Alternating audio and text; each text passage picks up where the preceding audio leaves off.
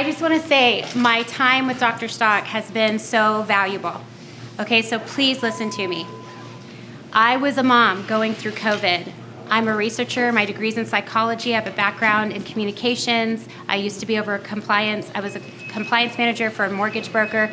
I love the law, okay? I love the law. Dr. Stock loves his job. He loves people. He loves medicine. He loves truth.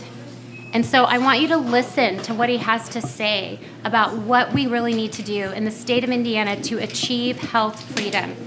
So can you talk to us about, I mentioned a couple of things tonight.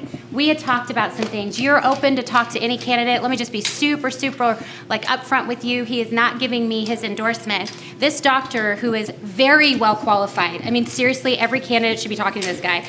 He has opened up his office to all of us and said, come and talk to me. I'm willing to talk to you about the facts and the research. And people just aren't taking advantage of it. That should tell you something. So tell me about the three things that we've talked about before that were really just kind of on your heart as a medical professional. We talked about vaccinated status being a protective class. Let's start there. Well, the first I think people need to understand is vaccines right now have got so much financial interest being driven on them to make people misunderstand how vaccines work, what they can do and what they can't do.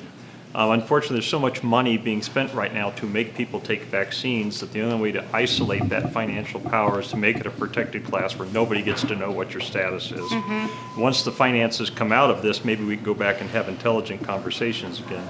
But until this is made a protected status, it's going to be something that people use as financial coercion on people. And so that needs to happen very quickly, that your vaccine status is a protected class. No one's allowed to ask about it. No one but your doctor is allowed to keep records on it, so that this can't be used against you.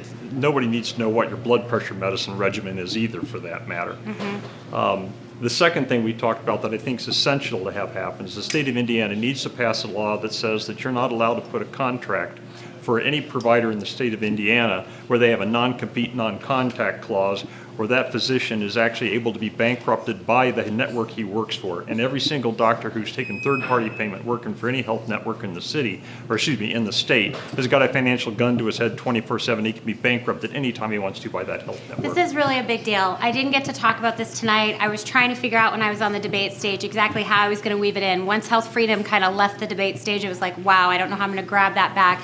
But you need to understand, I know you feel the way that I feel.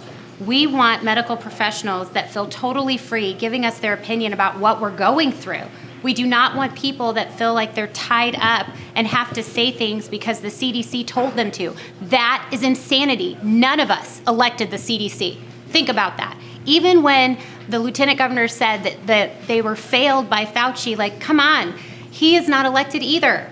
There has to be an acknowledgement that we are the people. The government is not over us. And so I appreciate you mentioning that the best way to free up our medical professionals is to have this law that would allow them the coverage of the state, that no longer could there be this non-compete or these contracts anymore. We're just saying, nope, you're not going to be able to do that. And that gives them the kind of security they would need to be able to leave these bigger networks and take their clients with them. Do you guys kind of understand what we're talking about here? Doctors build relationships with their clients. We all know that. We all have people that we really trust. And so what happens is whenever they want to leave, they can't take that clientele with them because of their contracts. Indiana needs to put a protection there. Government in Indiana needs to get involved where it needs to get involved, and it needs to get out of the areas it should not be in. That's really going to take someone that has courage, and I'm so happy to be that person for you tonight. Let's talk about that last one. We talked about the vaccinated and that being a priority of getting that legislation. We've talked about the non-compete, but there was one more that we talked about.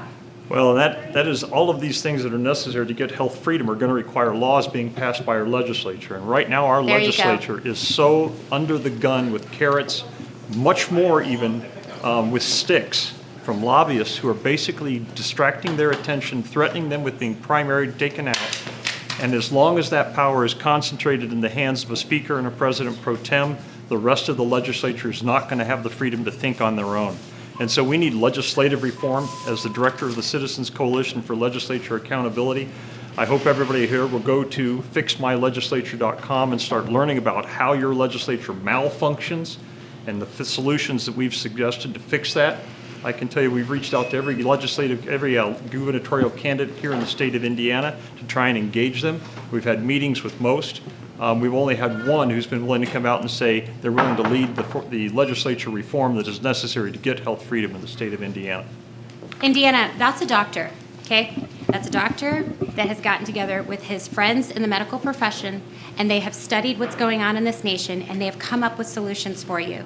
The fact that we're saying that we no longer want voice votes, but we want a roll call, that is huge.